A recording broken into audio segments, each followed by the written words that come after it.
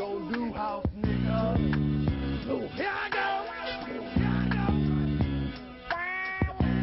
I want to welcome everybody back to Fillmore Cinema, where we review movies and whatnot. And before we get into it, like and subscribe.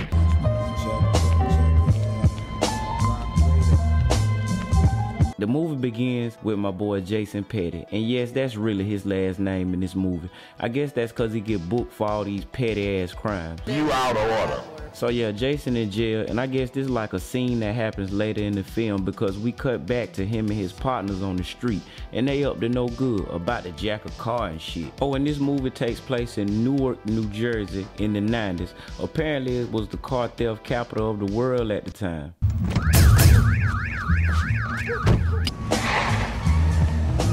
It didn't matter. So I guess they just steal these cars just to go show off on the block on the Friday and Saturday night. So this guy here is Midget, and I swear y'all, this nigga look like 50 Cent little brother or something. Y'all can't tell me these niggas don't look related. So they on the block showing off they little hot rides, spinning out and doing donuts and shit. I mean, it's only like a matter of time before 12 pull up. Oh, spoke too soon. See, who didn't see that coming? Nah, they get away and Jason is rolling with his boy Ron Q. And the car they in is scorching hot. It belonged to this crooked cop, Roscoe, and he gonna be our antagonist. So upon seeing this, Roscoe fires at them first, hits Ron Q, and they barely make it out of there.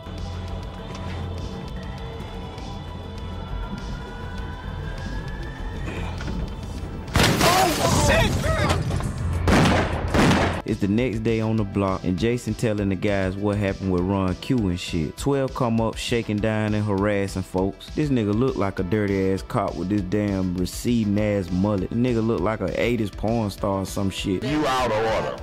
I swear, in these hood movies, you gotta have a scene where everybody walking down the block. And who in the hell walked this uniform anyway? The fuck, these niggas in the military or something? So after all this thugging in the streets, I guess Jason decided to finally go home and try to play this little innocent role and shit. She telling him some typical black mother in America shit when in comes this nigga, the step pop. The hell happened to you? The fuck, and he just looking crazy.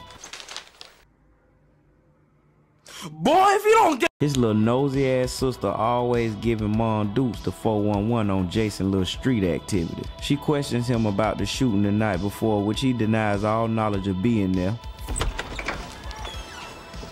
Oh, hello, young lady. And what would your name be? Shut your stupid.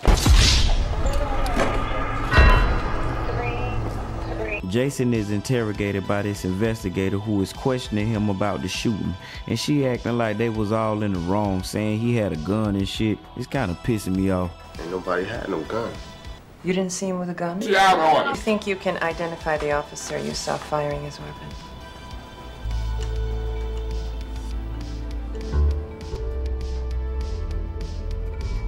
Jason is finally in front of the judge and gets let off pretty easy. Meanwhile, 50 Cent cousin, and y'all know this nigga, he played in ER and shit. But they steal a car, like what else is new? Y'all see this shit?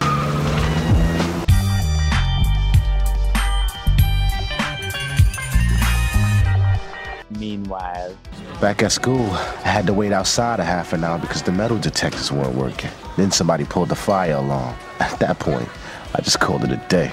damn, I would say fuck it too. He must go to that high school Joe Clark was teaching that. Fucking lean on me high or something. You smoke crack, don't you? You smoke crack, don't you? Now after leaving school, Jason about to do some more hood rat shit with his friends. Hey y'all, what kind of damn 90s hairstyle is this? Y'all cougars drop down in the comments and let me know what this shit is. But I don't know if this shouted feeling Jason or what. Cause Lil 50 got a thing for her, I think. These niggas sure spent a lot of time hanging out and shit. They didn't get in a prolonged chase from the cops.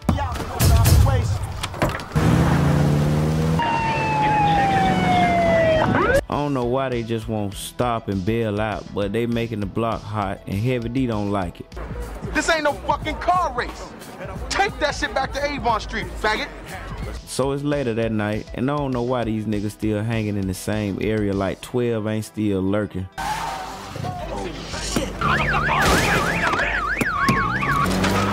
you, nigga!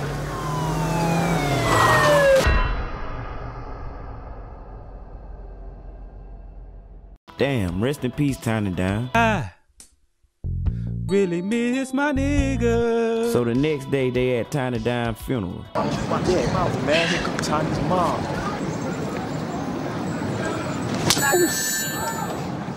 Yeah, Midget, I know you feeling real shitty. Oh yeah, y'all, that's his name in this movie, Midget. I've been calling him 50 Cent cousin and shit. So they pour out a little liquor to pay their respect to their homie. Jason then walking down the street and Roscoe come up fucking with him. Yeah, get out of here. Hey, Jason. Ooh, he a dirty block chin face ass.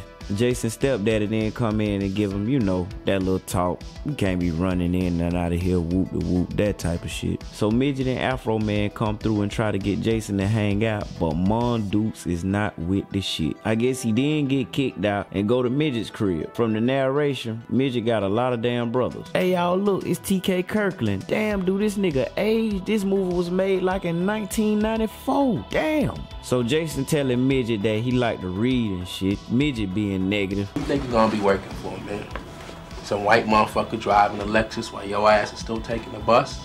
See, this be so many niggas' problems in the hood. Hanging with a nigga like Midget, who think too small. To make shit even worse, one of Midget's brothers rambling through Jason's shit and get mad when he get caught. The next day, a random shooting take place on the block. These niggas like, oh, this just some everyday shit, B. Later that night, our young delinquents take their carjacking endeavors to the next level. Hey, this scene actually hilarious for real. There. No, don't try to throw them out now. It's too late. All right, guys. Carry on. Have a nice day. Stupid motherfucker. So they get back to the block and find out Afro Man been telling niggas about them jacking the cop car and shit. In surprise, these niggas get arrested. They get down to the station and Jason keeping it G, not cooperating. Then our old friend pops out of nowhere. He didn't get released and meet his mama in the park. She tried to tell him some real shit that any concerned black mother would. We now back on Shawty and Midget trying to get with her or whatever, or something, I don't know. Man, what's up with these two? I thought she was feeling Jason. These niggas hanging on the block as usual, and Jason's little sister pull in a hot car. Jason is mad for some reason. Then 12 pull up, fucking with him as usual. You want some of this? Here. Yeah, some of this. You want some of this? Here. Yeah, some of this. They walk right down the street and get caught by some more damn police. Jason get away though. Midget didn't get what I call the Bishop syndrome and decided, I guess they deserve this shit. All this harassment been going on. Later, Midget tried to hit a lick. It go kinda wrong, but he managed to get it off.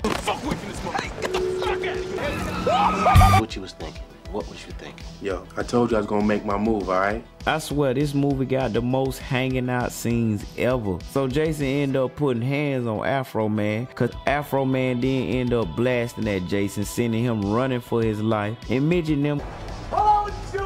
We now go to the scene from the beginning, and Jason Petty finally. You trying to bring it to me or something, man? What's up? I got what you want, nigga. What's up? You better say. You didn't let me down. I know I did. You're gonna make it. Man, you gotta look what's coming to his crooked ass for the shooting that happened in the beginning of the movie.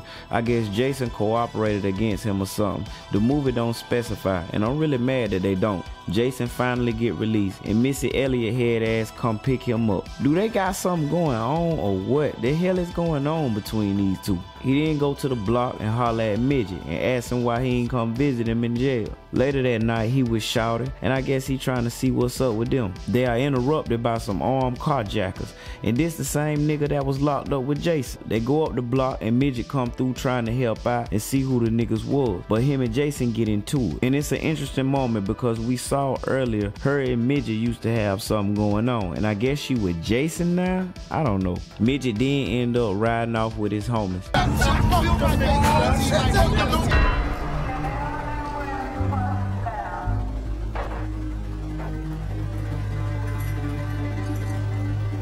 Nigga, what? That shit was anticlimactic. Why the hell did we not see that? He is a main fucking character. We hear about it on the news though. Damn, I feel cheated. I really miss my nigga. So I guess Jason finally making a change for the better, and I guess he finally decided to take his ass back to school. I don't know why this nigga ain't doing no work. Look, he just narrating and looking at us. Good for you, Mr. Petty Crimes, I guess.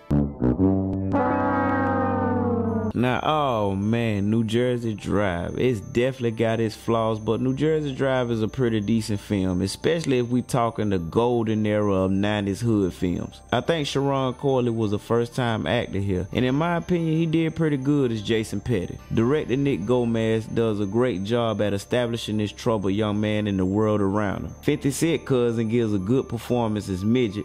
He definitely the heart of the film, and even Jason should have stopped hanging with this nigga. The writing could have been better and tighter. We get a lot of scenes of these niggas just hanging out and nothing significant is really happening to move the plot forward. Some of the scenes feel like vignettes, you know, like a bunch of shit just happening, but on the flip side, it kind of works and helps sell this whole 90s world of Newark. Like this scene, for example, feel like we right there on the block with these niggas. And one of my old school New Jersey partners told me that Heavy D butchered this line. Take that shit back to Avon Street, faggot. The correct thing to say would have been Avon Ave, I think. My New Jersey people, let me know in the comments. And whatever happened with this nigga? Did he just try to kill Jason and never come on the block no more? And my girl right here, I feel like she should have had a better character arc. I mean, it's hinted that her and Midget had some dealings or whatever, but what was up with her and Jason? I mean, I guess this was his girlfriend or about to be his girlfriend, which is why in the end, Midget was like, alright, but it's never officially said that they are a couple. I stated earlier that the movie felt anticlimactic. Now I understand that the scene of them getting jacked was to show Jason how it feels to be the victim of a carjacking. But a better ending after that would have been to have Jason go with Midget and them after old girl pleads him not. Then it maybe could have been revealed that they are a couple in front of Midget. Then Jason could walk off, leaving Midget standing there like, damn, alright, okay, so follow me. Have them all go in the van and Midget and Jason could get in an argument or something, maybe about her while it's going on. 12 spot them, pursue, and that's when they shoot it up. Midget crashes, but somehow Jason miraculously survives. Getaway bruised up, then he changes his life. Boom, I just fixed the end to this movie and made the climax a lot fucking better. But maybe they didn't have the budget back then, I don't know. They should have took a final drive, Nick Gomez. The movie is called New Jersey Drive, Nick Gomez. What is a good movie without a great climax? And that's one thing Menace to Society had. And it kind of came out around the same time that this movie did, and I think it kind of overshadowed this movie because I don't think New Jersey Drive did as well as Menace to Society at the box office, or has the same influence and standing that Menace to Society does, but it's still a classic in its own right. And aside from that, New Jersey Drive is a pretty enjoyable hood film. We get some interesting characters, some good performances at times, and oh, we got a dope ass soundtrack. Now y'all know how I grade. On a scale of 5 poop emojis,